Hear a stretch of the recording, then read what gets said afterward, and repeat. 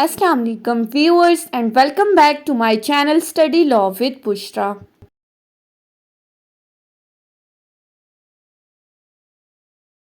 So in today's video we are going to start Constitution of Islamic Republic of Pakistan 1973.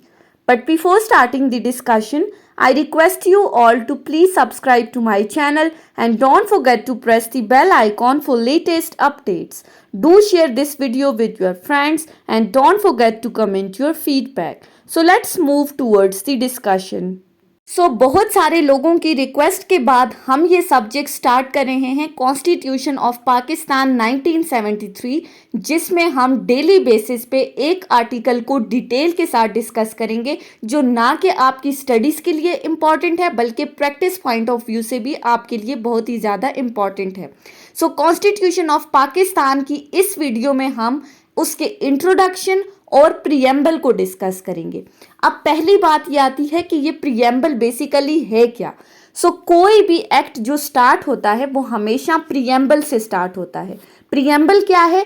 Preamble is basically the introductory part of the statute. ये basically किसी भी act का, किसी भी स्टेचूट का introductory part होता है, जिसके अंदर उस स्टेचूट के एम्स या ऑब्जेक्टिव्स बताए जाते हैं, यानी कि इस स्टेचूट को बनाने के पीछे मकसद क्या था, वो किस मकसद के तहत बनाया गया है, ये चीज़ प्रीएम्बल में डिस्कस होती है।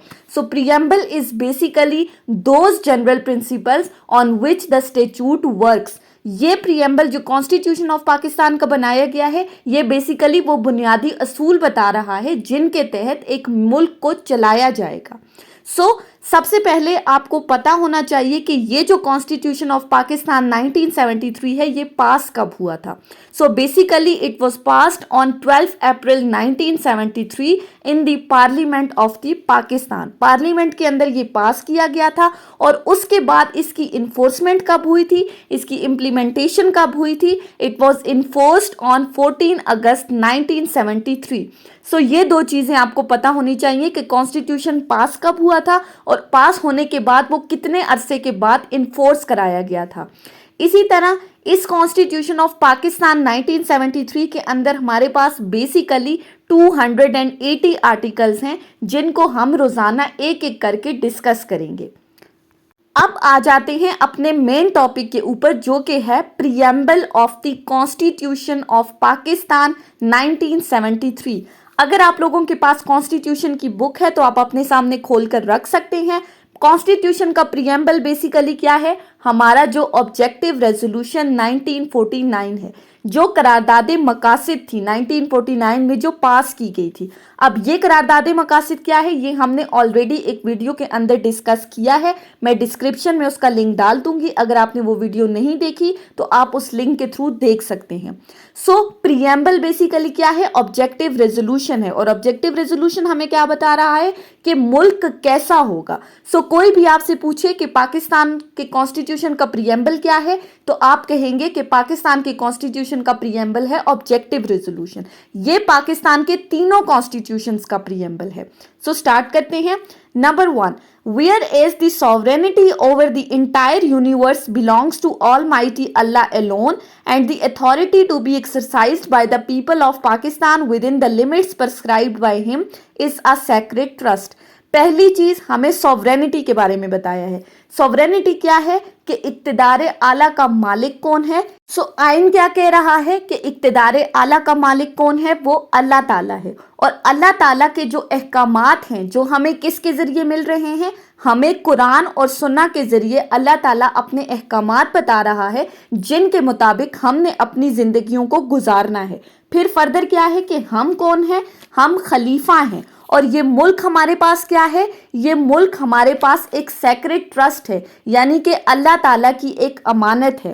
फर्स्टली इक्तिदार आला का मालिक अल्लाह ताला है, कुरान और सुन्नत के जरिए हमें अहकामात बता रहा है, और ये मुल्क हमारे पास अल्लाह की अमानत है। Secondly, wherein the state shall exercise its powers and authority through the chosen representatives of the people। अब दूसरी बात में हमें क्या बताया है? Chosen representatives of the people. دوسرا اصول کیا ہے کہ ملک کے اندر نظام کیسا ہوگا؟ ملک کے اندر جمہوریت کا نظام ہوگا. چوزن ریپریزنٹیٹیو سے مراد منتخب کردہ نمائندے. اب یہ منتخب کردہ نمائندے کون ہیں؟ تو بیسیکلی ہمارے ملک کے اندر کیا نظام ہے کہ الیکشنز کے تھرو پارلیمنٹ کے لوگوں کو الیکٹ کیا جاتا ہے، باقاعدہ ووٹنگ کی جاتی ہے، ڈیموکریٹک نظام ہے. ڈیموکریٹک سسٹم کیا ہے؟ Government of the people, government by the people and government for the people. جمہوری نظام کے تھرو، الیکشنز کے پروسیس کے through M N As M P As کو الیکٹ کیا جاتا ہے، باقاعدہ ووٹنگ ہوتی ہے. اور یہ M N A M P As کیا ہیں؟ یہ ہمارے ریپریزنٹیٹیوز ہیں جو ہمارے بیہاف پہ اپنے فنکشنز کو پرفارم کرتے ہیں. سو آج بھی ہمارے ملک میں کون سا نظام ہے؟ ہمارے ملک میں ڈیموکریسی کا نظام چل رہا ہے. الیکشنز کے تھرو باقاعدہ لوگوں کو الیکٹ کیا جاتا ہے، کیونکہ ہم نے یہ چیز اپنے کانسٹیٹیوشن کے پریمبل میں مینشن کر دیا ہے کہ ملک کے اندر ڈیموکریٹک سسٹم ہوگا. اس کے بعد and where is it is the will of people of Pakistan to establish an order. اور اب یہ جو قانون پاس کر رہے ہیں، یہ کون پاس کر رہے ہیں؟ یہ ہم لوگ پاس کر رہے ہیں. کیسے کر رہے ہیں؟ کہ ہمارے ملک کے اندر باقاعدہ ووٹنگ کے through M N A M P S کو سلیکٹ کیا جاتا ہے جو ہمارے بیہاف پہ ایز ریپریزنٹیٹیو جو ہیں وہ فنکشنز کو پرفارم کرتے ہیں. اس کے بعد نیکسٹ کیا ہے؟ wherein the principles of democracy, freedom, equality, tolerance and social justice as enunciated by Islam shall be fully observed. چوتھی بات کیا کہی ہے کہ ایک ایسا ملک ہوگا جہاں پر جمہوری نظام ہوگا. پہلی بات ڈیموکریسی ہوگی، جمہوریت ہوگی. سیکنڈلی فریڈم ہوگی، آزادی ہوگی. تھرڈلی ایکویلٹی ہوگی، برابری ہوگی. ٹالرنس، صبر ہوگا. اس کے بعد social justice as enunciated by Islam. Social justice سے کیا مراد ہے؟ سماجی انصاف. اب سماجی انصاف کیا ہے؟ کہ ایک ایسا معاشرہ کہ جہاں پر انصاف کس طرح کا ہو کہ تمام لوگوں کو ایکول اپرچونٹیز دی جائیں، تمام لوگوں کو برابری کے مواقع فراہم کیے جائیں، irrespective of their age, gender, sex, religion. ان تمام چیزوں سے بالا تر رہ کر جتنے بھی لوگ اس پاکستان کے اندر موجود ہوں ان کو ایکول اپرچونٹیز فراہم کی جائیں، فیئرنیس ہو، ایکویلٹی ہو. اور یہ تمام چیزیں کس کے according who? As enunciated by اسلام. جو طریقہ کار اسلام نے بتایا ہے اس کے اکارڈنگ جو ہے وہ ملک کے نظام کو چلایا جائے. چوتھا اصول کیا بتایا ہے کہ ملک میں کیا ہوگا؟ جمہوری نظام ہوگا، ایکویلٹی ہوگی، آزادی ہوگی، صبر ہوگا، سماجی انصاف ہوگا. اس کے بعد آ جاتے ہیں نیکسٹ پہ. wherein the Muslims shall be enabled to order their lives in the individual and collective spheres in accordance with the teachings and requirements of the Islam as set out in the Holy Quran and Sunnah. اس کے بعد کیا ہوگا؟ ملک کے اندر جتنے بھی لوگ ہیں وہ اپنی زندگیوں کو اسلام کے بنیادی اصولوں کے مطابق گزاریں گے. اب اسلام کے بنیادی اصول ہمیں کہاں بتائے گئے ہیں؟ وہ اصول جو اللہ تعالیٰ نے ہمیں قرآن اور سنہ میں بتائے ہیں، ان کے اکارڈنگ جتنے بھی لوگ پاکستان میں رہ رہے ہوں گے وہ اپنی زندگیوں کو ان اسلامی اصولوں کے مطابق گزاریں گے. اس کے بعد کیا ہے؟ wherein the adequate provisions shall be made for the minorities to freely profess and practice their religion and develop their cultures. اس کے بعد بات کی ہے مائنورٹیز کی. مائنورٹیز کو کیا کہا ہے کہ اقلیتوں کے حقوق کا تحفظ کیا جائے گا، ان کو پراپر آزادی دی جائے گی کہ وہ اپنی مذہبی روایات کو اپنے طریقے سے گزار سکیں، اپنے طریقے سے اپنے مذہب کو اڈاپٹ کر سکیں. ان پر کسی طرح کی کوئی بھی جبر نہیں کیا جائے گا اور نہ ہی ان پر کوئی ریلیجن امپوز کیا جائے گا. سو سمپلی مائنورٹیز کو آزادی حاصل ہوگی. Next, wherein the territories now included or in accession with Pakistan and such other territories as may hereinafter be included or in accede to Pakistan shall form a federation. اب next بات کیا بتائی ہے؟ Federation. Federation سے کیا مراد ہے کہ جہاں پر there is a division of the powers between the province and the centre. Pakistan में कैसा निज़ाम होगा? फेडरेशन। दो तरह की गवर्नमेंट्स होंगी, एक प्रोविंशियल गवर्नमेंट और एक सेंट्रल गवर्नमेंट, सूबाई हुकूमत और मरकजी हुकूमत। वफाकी हुकूमत या मरकजी हुकूमत, उसका काम क्या होगा कि वो मुल्क के ओवरऑल सिस्टम को चलाने का काम होगा, यानी कि मुल्क के अंदर बजट कितना होगा, मुल्क के जो बाकी लोगों के साथ रिलेशंस हैं, जो इंटरनेशनल रिलेशंस हैं दूसरे मुल्कों के साथ, वो किस तरह से होंगे।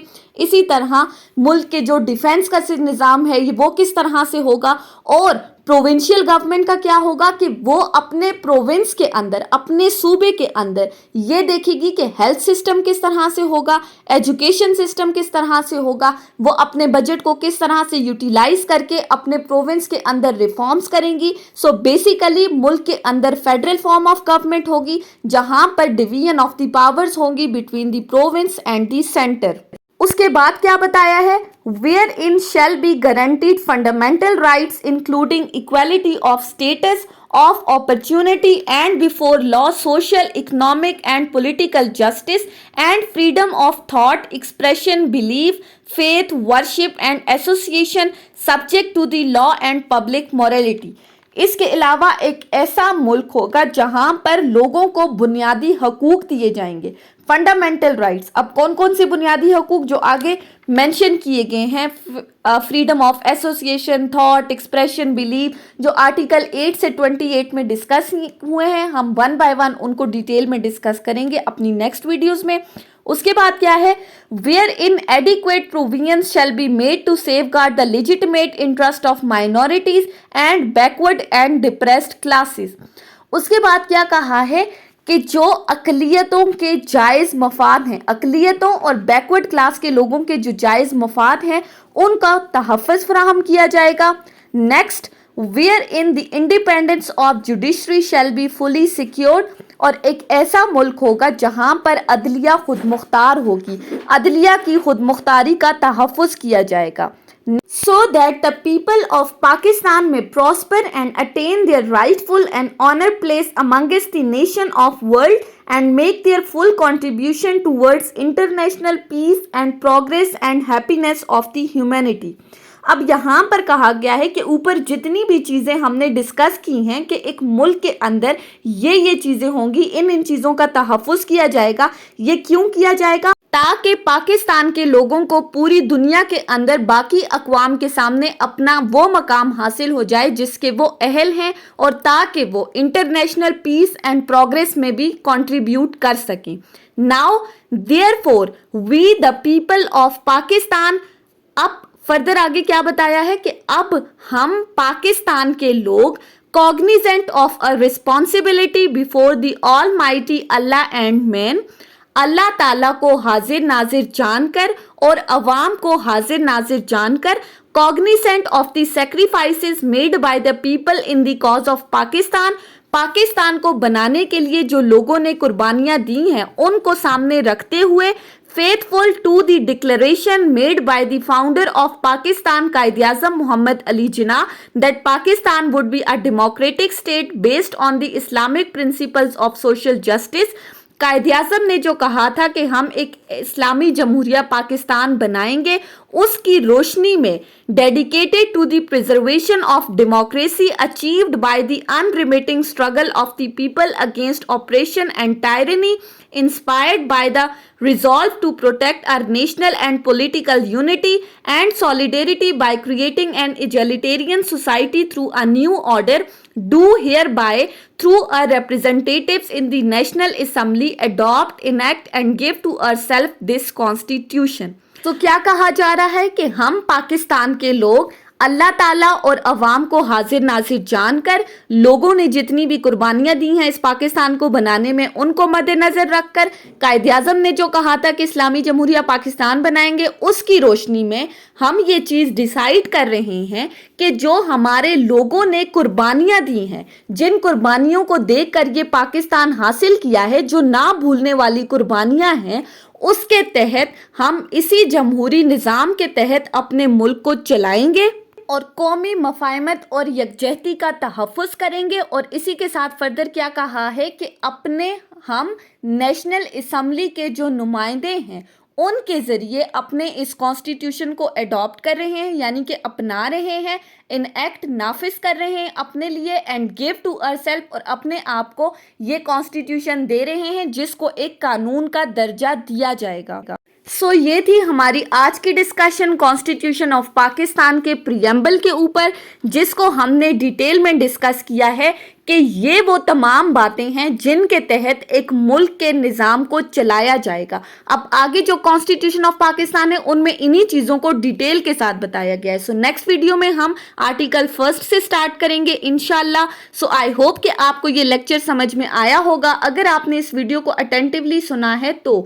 سو اگر آپ کو یہ ویڈیو اچھی لگی ہے تو اس ویڈیو کو لائک کریں، کامنٹ کریں اور چینل کو ضرور سبسکرائب کریں۔ واچنگ دس ویڈیو ٹل دین، اللہ حافظ۔